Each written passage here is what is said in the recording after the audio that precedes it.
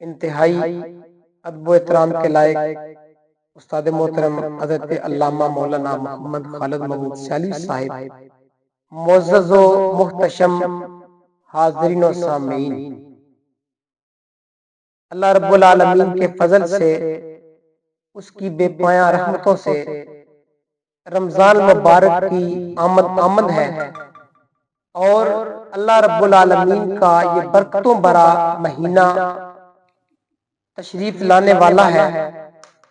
رمضان شریف کا استقبال اور رمضان مبارک کی فضیلت حضور تاجدار کائنات صلی اللہ علیہ وآلہ وسلم نے صحابہ کے سامنے بیان فرمائی، اور آپ صلی اللہ علیہ وآلہ وسلم کا یہ معمول مبارک ہوتا کہ رمضان شریف کی آمد سے قبل شعبان المعظم میں حضور تاجدار کائنات صلی اللہ علیہ وآلہ وسلم روزوں کا اہتمام فرماتے، کثرت کے ساتھ حضور نبی پاک صلی اللہ علیہ وآلہ وسلم شعبان کے مہینے میں حضور روزے رکھتے، آپ صلی اللہ علیہ وآلہ وسلم اپنا تہمت مبارک کس کے باندھتے، عبادت کرتے، اللہ رب العالمین کی بارگاہ میں تسبیحات، تحلیلات اور ذکر وغیرہ میں بہت زیادہ تبدیلی دیکھنے کو ملتی۔ تو یہ ساری چیزیں نبی پاک صلی اللہ علیہ وآلہ وسلم رمضان مبارک کے احترام میں آپ صلی اللہ علیہ وآلہ وسلم نے ان کا اہتمام فرمایا، اور امت کو بھی یہ تعلیم دی کہ رمضان شریف کا احترام کیا جائے اور اس کی آمد سے قبل اپنے آپ کو تیار کیا جائے۔ یاد رکھیں، کوئی بھی کام کوئی اہم مرحلہ ہے تو اس سے پہلے جو تیاری ہوتی ہے وہ اس میں کما حقہ فوائد حاصل کرنے کے لیے ہوتی ہے۔ تو لہٰذا رمضان شریف سے قبل آپ صلی اللہ علیہ وآلہ وسلم کی اس تیاری کا اور اس اہتمام کا مقصد وحید صرف یہی تھا کہ رمضان شریف سے کما حقہ فائدہ حاصل کیا جائے اور رمضان مبارک کے جو فیوز و برکات ہیں ان سے فیضیاب ہوا جائے۔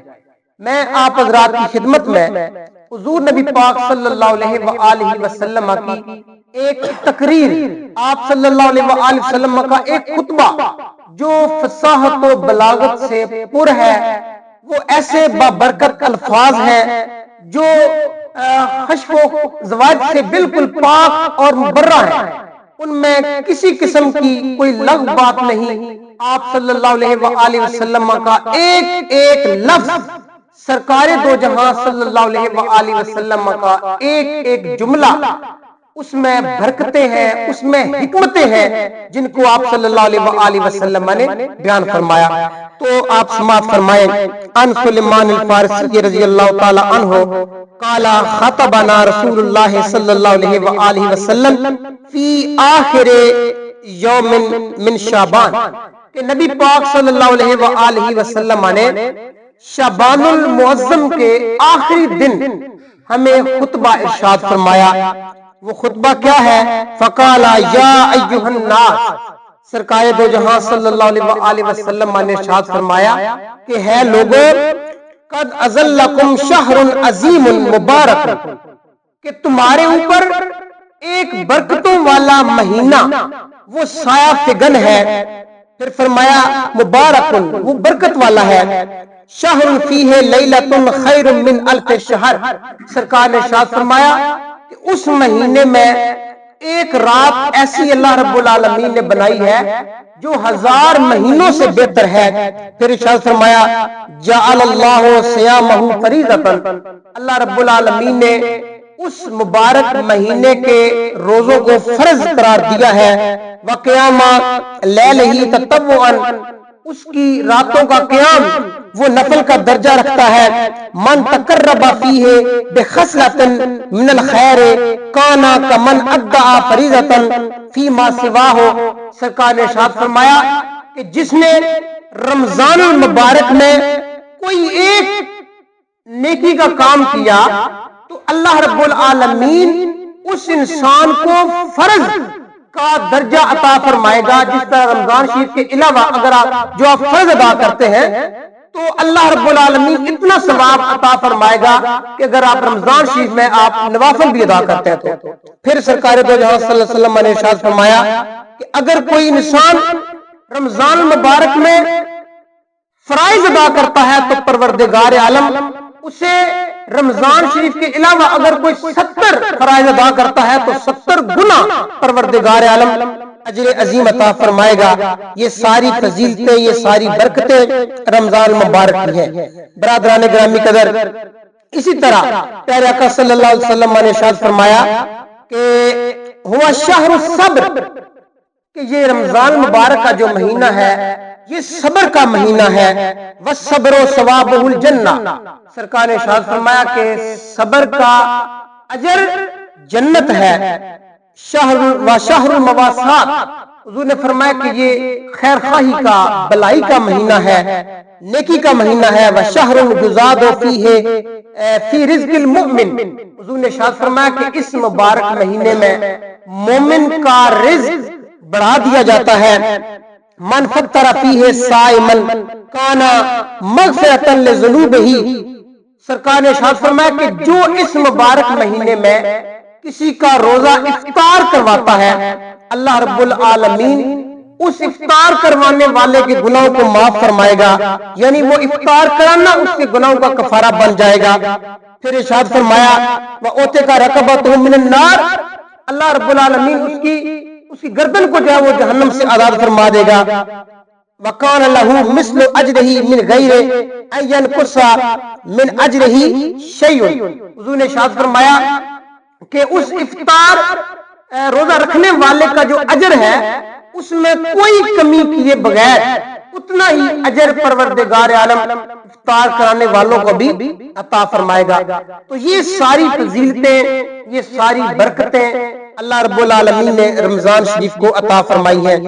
پھر صحابہ کرام نے عرض کیا کہ یا رسول اللہ، ہم میں سے ہر بندہ یہ صلاحیت نہیں رکھتا کہ وہ کسی کا روزہ افطار کرا دے، تو آپ صلی اللہ علیہ وسلم نے ارشاد فرمایا کہ تم میں سے اگر کوئی کسی کھجور کے ساتھ یا وہ پانی یا دودھ کے ایک بوند کے ساتھ بھی کسی کا روزہ افطار کراتا ہے تو پروردگار عالم یہ سارا اجر اس انسان کو بھی عطا فرمائے گا۔ برادران گرامی قدر، پھر سرکار دو جہاں صلی اللہ علیہ وسلم نے ارشاد فرمایا من خفف عن مملوکہ فیہ غفر اللہ لہ، سرکار نے ارشاد فرمایا کہ اس مبارک مہینے میں اگر آپ اپنے ماتحت کے ساتھ نرمی کا معاملہ کرتے ہیں تو یہ چیز بھی آپ کے گناہوں کا کفارہ بن جائے گی۔ لہذا جتنا ممکن ہو سکے اس مہینے میں اپنے ماتحت، جس طرح کے لیبر ہوتی ہے، مزدور ہوتے ہیں، ان کے ساتھ آپ اچھا معاملہ کریں، انہیں نرمی دیں اور ان کو کام میں سہولت دیں۔ یہ ساری چیزیں گناہوں کا کفارہ بن جاتی ہیں۔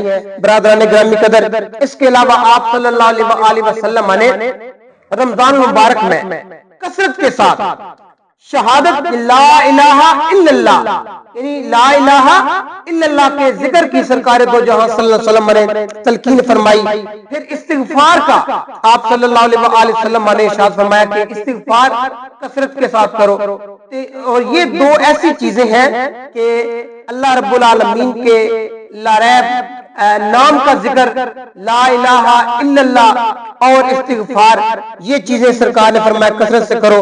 پھر آپ صلی اللہ علیہ وسلم نے ارشاد فرمایا کہ اللہ رب العالمین سے جنت کا سوال کرو اور جہنم سے پناہ مانگو۔ یہ وہ ساری چیزیں ہیں جو رمضان مبارک میں کرنی چاہیے، اور رمضان مبارک ہی یہ فضیلت ہے اور یہ اس پاک مہینے کی شان ہے۔ حضرات گرامی، یہ مبارک مہینہ آنے والا ہے، کیوں نہ ہم اس کے استقبال میں تیاری کریں، ذوق شوق کے ساتھ، ایمان و ایقان کے ساتھ رمضان مبارک کا احترام کرنے کا اہتمام کریں۔ اس مبارک مہینے میں روزہ رکھیں۔ ایک غلط وہم ہے اور ڈال دیا جاتا ہے کہ روزہ رکھنے سے انسان کمزور ہو جاتا ہے۔ ایسا قطعاً نہیں ہے، بالکل نہیں ہے۔ انبیاء کرام نے روزے رکھے۔ اللہ رب العالمین نے ارشاد فرمایا کہ یا ایھا الذین آمنوا کتب علیکم الصیام کما کتب علی الذین من قبلکم، کہ تم پر روزے فرض کیے گئے ہیں، یہ نہ سمجھو کہ صرف تم پر ہی فرض کیے گئے ہیں، بلکہ جو تم سے پہلے امتیں گزری ہیں ان پر بھی روزے فرض ہوتے رہے ہیں۔ تو لہٰذا یہ ہر امت نے روزے رکھے ہیں، روزہ ذوق کے ساتھ رکھیں، شوق کے ساتھ رکھیں، اللہ رب العالمین کی طرف سے فرض سمجھ کر روزہ رکھا جائے۔ تو یہ وہ ساری چیزیں ہیں رمضان مبارک میں، جتنا ہو سکے اللہ رب العالمین کا قرب حاصل کریں، عبادت کریں، اپنے گناہوں کی معافی مانگیں، اور رمضان مبارک کی برکت سارا سال ہمیں نصیب ہونی چاہیے، اور اس کا فیض، اس کی اچھی نسبت، اس کا اچھا تعلق ہمیشہ ہمارے شامل حال رہنا چاہیے۔ رمضان مبارک فضیلتوں والا مہینہ ہے، رب العالمین ہمیں اس کا احترام کرنے کی توفیق عطا فرمائے۔